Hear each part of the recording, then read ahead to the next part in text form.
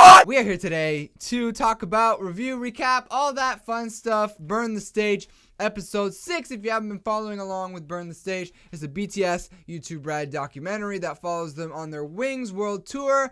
And if you're watching this episode before any of the other ones, what are you doing? Go watch all the other episodes, and then you can watch my recaps before you watch this one. But if you have already watched all those, you've watched episode 6, then you are in the right place, ladies and gentlemen, because we're about to go through this wonderful episode. I cried 2 times, only 2 times this episode, minimum 2 times. I always cry in these. Like, I've cried twice, like 3 times, and then one time it was 3, one time it was 4. Yeah, it's usually pretty emotional at times, and this one was like, it was happy, and then sometimes it got emotional, but it was mostly like a happy one. But like, it got a little emotional there with NAMJOON a bit, and like, you know, like, but we'll get into it. So let's just do it. Hey, Masha. So we start off. It's called Moonchild, by the way, the episode. If you care about that. But the start is just a cute ass, funny ass clip of Tae singing like opera style. He's like, and I thought it was so fucking funny. I was laughing really hard. That was one of the times when I almost cried, but it was almost crying from laughing because I thought it was so weird. And then we lead it from Tae's weird ass funny opera singing. We lead into him. They're playing 4 o'clock in the background, the song that Tae created with NAMJOON. And he's talking about how he had to work on his vocals. He wasn't too confident in his live performances. And his one dream, or his first dream, was always to perform a live song, just like he saw Hobido, Yoongi, Namjoon perform a live song that he wrote and produced as well. And he asked Namjoon to help him out with that song, and we all know about that song. Maybe you don't, but it's called 4 O'Clock. It's a really amazing song. They play it as he's talking throughout this whole part here, and he wrote the song, and it's a really special song. And it's really good. I forgot how fucking good that song is. Namjoon's rapping, Tae's amazing vocals. It's a really, really good, nice, emotional song. The lyrics are beautifully written too. Tae did an amazing job, and he talks about how he wanted to work on that, and how he has worked on that for so long, his vocals and everything. And I think we've all heard Tae's vocals improve. It's not like a slight to him to say that his vocals like were worse before, because they were worse than they are now, which shows that he's improved so much, and I'm so proud. Really, everyone in BTS as far as singing has improved, and it's just been so awesome to see, but especially Tae. His improvement has been crazy. Then they have a little clip because they're performing in Thailand. They talk about how they were in Thailand before when they first debuted, and there was like 8,000, 9,000 people at this place that they're performing at, and it said that was the first time they ever felt like stars. They felt like idols, so they really appreciate that. Like, I wish I knew about them in 2013. I didn't know about them until 2014, so I'm not as good a stan as these people. Like, I wasn't there before, but once I found BTS in 2014, you best know I hardcore stan them. But I wish I knew about them right when they debuted, honestly. But you know, I was like half a year late, which is fine. But shout outs to fucking Thailand for getting on that BTS hype train. They knew. Everyone, imagine being someone in this crowd right now. They're like, BTS are the biggest global stars in the world right now, and we fucking knew back in 2013. Like, that's pretty cool. Then they're just talking about before the concert, they're saying like the MACNAs, not the MACNAs, well, I guess the younger 95 line and the MACNA, Jungkook, Tae, and Jimin. All 3 members have very strong ships with each other, but maybe we should just ship all 3 together. Honestly, that's how it probably should be. Hobie talks about how sometimes they can get really excited before the concert, and he just tries to calm them down, have a nice serious talk with them, but they show them hanging out here taking cute pictures. Basically, like, almost all of them come in and take pictures with each other, which I thought was really cute. And look at all the fucking mess, the water bottles, the food. Gosh, bunch of slops. Then we got the cute moment of them saying Jungkook. Tae's like, I can't do it, my voice isn't feeling great. So Jungkook, you have to hype up the crowd after Boy in Love. Or before Boy in Love? I don't know. But he's like, you gotta hype up the crowd. You gotta do it. And Jungkook's like, I don't know. And everyone's like, you gotta fucking do it. And then he actually does it in the concert, and it sounds really good. He's like, let's go! And I'm like, oh shit, like that shit was hot. Then we have Jimin talking about his vocals, which is like a common theme in this documentary. I feel like he talks about his vocals a lot, about not feeling as great as he wants to feel about them. And every time I'm like, Jimin, you sound so fucking good, like your voice is unreal. But he's talking about how he's talked to his trainer before, and he's like always updates his trainer, and I want to know who his trainer is. Like, I want to meet this guy. Who coached this beautiful voice of Jimin's? Like, it's crazy. And this is the cutest Yoonmin moment I've ever seen in my life. Yoonmin stands probably going wild at this part. They're hanging out in the car on the way to the airport together, and Yoongi's like, I liked your voice so much. Like, don't worry about your voice. It's really, really good. I liked it so much. And Jimin's like, you can see Jimin's liking it. He's like, thanks, like, whatever, like, keep going. But Jimin talks about how he's like, you know, I'm a great singer, but like I think I'm a great singer, but I'm not like Jungkook. Like, Jungkook, I want to be like Jungkook. Like, he's got such great vocals. And then Yoongi's like, shut up, you're really good, don't worry about Jungkook. But then Yoongi has a little cutaway where he's like, He's like, no shots at Jungkook here, but I love Jimin's voice the best. I love his voice color. And that's kind of the same thing with me. I think people would say, like, I'm making an EXO comparison here. In EXO, people would say Baekhyun and Chen probably have maybe the best vocals in that group. Probably Chen is recognized as maybe one of like the best singer in Korea because of the things that he can hit and the things that he can do with his voice.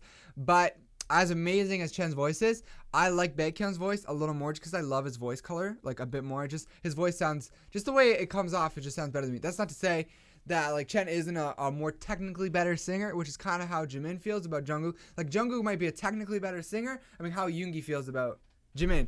Jungkook might be a better singer technically, but Yoongi just likes the way Jimin's voice sounds in his ears. It's simple. It's all about preference.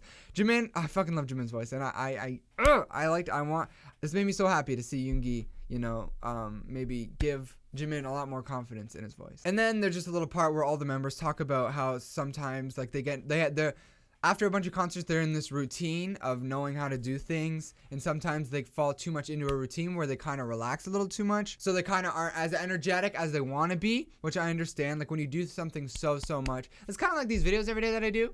I try to be as energetic as I can, but some days I'm just like, I do it every day, so it kind of just becomes such like not a chore, but something I'm so used to. So I might not bring as much energy as I want to. And obviously this is on a smaller scale than what they're doing, but I can understand what they're saying with sometimes trying to channel all that energy and not like go too hard with the energy, but like not scale back the energy. Like you got to find a sweet spot. Then we have a cute little prank with a chocolate ball in the rice, in the noodles, and Jin's laughing, and they're all laughing a lot, and it made me really happy. Now this part, somewhere amidst this little part, I cried. I don't know exactly which line made me cry or what exact part I cried at, but this whole thing with NAMJOON, and I always know, and we kind of have seen, not even just through this documentary, but like just before and through his music as well, he's a lonely, sad guy a lot of the time. Sometimes he gets lonely. Sometimes he feels misunderstood. He feels like he doesn't feel like himself. He feels like he can't love himself. And it's just like, but he always has to stay strong because he's the leader of BTS. He always has to stay strong. He has to be RM of BTS.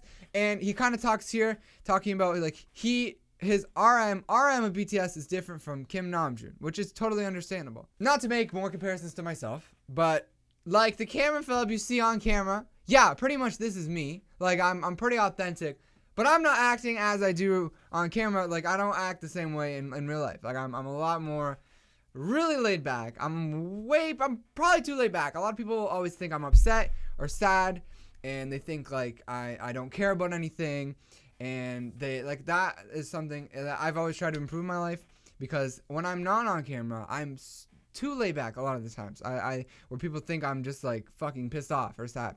But I understand what he's saying. Namjoon is different. But he's saying he didn't have enough time to be Kim Namjoon. Like he was already training to be RM when he was like 16, 17. So he didn't have enough time to be Kim Namjoon. So he's saying he loves to take the time when he can to be Namjoon, to go out with friends when he can, to walk around and be on his own, be around nature, do things by himself. And I fucking hope that he continues to find, more and more time to be Kim Namjoon, because I'd say it's way more important. As much as I love RM in BTS, I think I love Kim Namjoon even more, and I want him to be as happy as he can be with himself, to love himself. The fucking song Reflection, they play it while he's talking, and they play his little performance saying, I wish I could love myself. And like, man, I hope he loves himself so much, because like, oh, I love him so much, and so many people love him. All the members of BTS, all the Big Hit staff, people in Big Hit, other K-pop idols, I assume, all his fans, his family, so many people love him. So I really hope that he comes to like super love himself. I want him to be as confident as ever, and I want him to be comfortable as Namjoon, and have more time to be that Kim Namjoon. Like, be who you are. It must be tough to be like the leader of BTS, and he does it without complaining, and it's amazing. I love him. And then he kind of talks about people say, you don't want to show too much of yourself on stage. You want to leave room for interpretation. People have told him that, but he's like, I'm an honest dude. I'm an upright, honest dude. I'm Kim Namjoon. I want to share my stories with everyone, and I want to write their stories too. So I appreciate him being like that. I love him so fucking much. This documentary has opened my eyes to a lot of things with BTS. I've seen things that have made me appreciate them more, love them more, feel more connected to them, but no one more than NAMJOON have I felt more connected. This documentary has really just made me love NAMJOON even more than anyone else. I have such a far more appreciation for what he does and the human being that he is.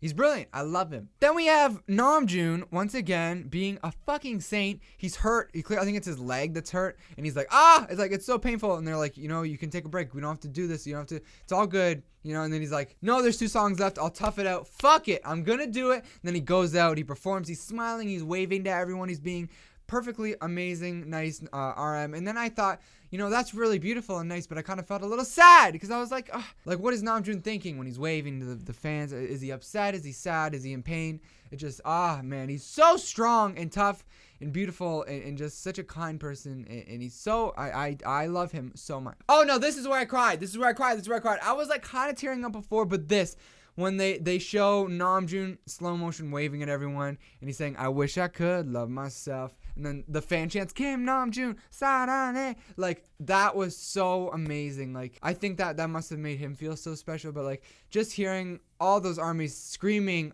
after he says, I wish I could love myself. And I think it's Brazil who did that first. I don't know if that's where that's from. I think Brazil did it first and then everyone else started doing it. But when he says, I wish I could love myself, and then everyone just says, I love you. Like, I think it's so awesome. Then it's like really, I thought they would focus a little more on it. But I guess we've had so much coverage on it that I don't know if we could get even any more on it. We had a full episode on Bangtan TV. We had so much on the Billboard Music Awards last year that they kind of brushed over it in this. But they showed them, how excited they were. I think it was awesome to see the disbelief from them. Like, we're actually getting invited to the Billboard Music Awards. We're going to win Top Social Artist. Like, this is the most insane thing ever. And I thought it was really cool to see them flabbergasted. How they're saying, like, when they were getting daesangs in Korea that were like, this is amazing. Like, yeah, we've made it. This is it. We're really huge. This is such a great accomplishment. But, like, when they got invited to the Billboard Music Awards and nominated for an award, that was when they were like, what the fuck? Then we have this dumb radio dude, whatever. He's like, they're manufactured, aren't they? They're from K-pop, but very manufactured. And I get that. That was kind of very prominent, like in the early K-pop days, the mid 2000s, like the second generation era. I feel very manufactured type, very like kind of robotic even, like kind of just the way everything was done. It was a very important time for K-pop, but I think BTS is at the forefront of this. But I think a lot of groups, especially now, I don't want to say it's because of BTS, but I think just in general, K-pop has become very it's still kind of like, it's not manufactured, but it's still very company based. But I feel like that's more from the big 3. But even from the big 3, I feel like everyone in the members, they're actually all musicians. Like, they're all creators. A lot of them produce their own things. They write their own things. Like, these aren't just like pick a random Korean person, throw them in, and train them until they are good at singing or rapping. It's a lot more natural now, and I like to think that BTS is at the forefront of that because they are I don't want to say this is because of BTS, but BTS is one of the first that really started like training the members on how to actually just produce the music, like write the music, like do all the things themselves. Something that feels a lot more natural. That's the one thing that we love about BTS, is it feels so natural and like authentic. Like, they write this music, they make this music. So I think a lot of other K-pop groups have done that now as well. Like Stray Kids do everything themselves, and they're all like 17, 18, and 19. Like, they do everything themselves, Stray Kids, and they're from JYP, a big 3 group, and they've literally been trained and they know how to do everything themselves. I like that. I like that K-pop has become a lot more authentic like that. And now they're all talking about like, we've won this huge prize. This feels like the most amazing thing ever, but like, we don't want to be chasing. NAMJOON says it best. He doesn't want to chase accomplishments, because then you're kind of taking the fun out of it. He just thinks if you work hard, if you just do the things you want to do, you work hard at it, you love what you do, all that stuff will come naturally, and it has come naturally for them. And I don't know, like I feel the same way. Like, you don't want to chase accomplishments. Like, say, I keep comparing myself. But I was like, oh, like I can't wait till I get 100,000, but I wasn't like, oh, I need to get 100,000 subscribers. Like I can't wait. I need to do this to get to 100,000. I was just enjoying myself, and I was like, once I get there, I'll enjoy it. And then I got there, and it felt nice. But like that's exactly what they're talking about. And now the Yoongi was joking that we're Billboard artists, and like I don't even think he's joking. I think Yoongi's just being cocky, and I love it. And then I got a little sad here. Yoongi's like, I don't want to ever think about when this is gonna end because it is gonna end eventually. And I was like, fuck, it is gonna end eventually. And I got a little sad. But he's like, I just want to enjoy the time. Like there's no point in thinking about when this ends. Then I'll look back and I won't be able to enjoy, I won't be able to look back as well on it if I wasn't enjoying it in the moment. And so like I feel the same way as an army. I just want to enjoy everything that they give us. Like I obviously there's military enlistment in Korea. Jin will have to go first, obviously, and then eventually more members will go, and hopefully after they all go through the military enlistment process, they all come back as one eventually. I think they're the type of group who would want to do that. But I just want to enjoy what's happening right now, and this is like the album, the music, the Run BTS, this, everything. I just want to enjoy it all, and I am enjoying it all. And Yoongi said an important thing where he's like, you should just enjoy what's happening right now and not think about the future. And I agree. And I like that the preview for the next episode, they're hyping up Hobie and being like, yo, Hobie is like water. He is literally perfect. I feel so much more at ease when he's around. And it's like, Hobie's sunshine. He is literally water. He is sunshine. He's anything positive. He just makes everyone feel better about themselves. And it's just, fuck, yes, appreciate Hobie. But that's pretty much it for that episode. It was a very, very nice, wonderful episode. It wasn't so much like emotional. Like I did cry twice, but that was like, I don't know. NAMJOON. Oh, that I didn't tell you when I cried the second time. The second time I cried was when Jimin. It was when I cried last time. They showed a preview of Jimin saying, I want to thank armies. We couldn't do this without them. They did this for us, so I want to love. Like I want to show them my love. And then he said the exact same thing in this actual episode, and I cried then as well. So whatever. I cried twice. This was not like a super emotional episode, but it was more just like I got to appreciate the members more, especially NAMJOON. Seems like every episode I'm appreciating NAMJOON more and more, and I should because he's so fucking amazing. And I hope you guys enjoyed the episode. I hope you enjoyed my review, my recap. I can't wait for next week. Next week is episode 7. It's already the second last episode. I'm sad to see it come to the end, but right after this is done, we're pretty much gonna get the album. So I'm like, whatever. We get fed so much. I can never complain. But yeah, I love you guys so much. Have yourselves a super wonderful day, and remember, 이름 요리 필요해나요? Click clack to the bang bang. I'm a boy at a bang tank. Me and you, we would never bang bang.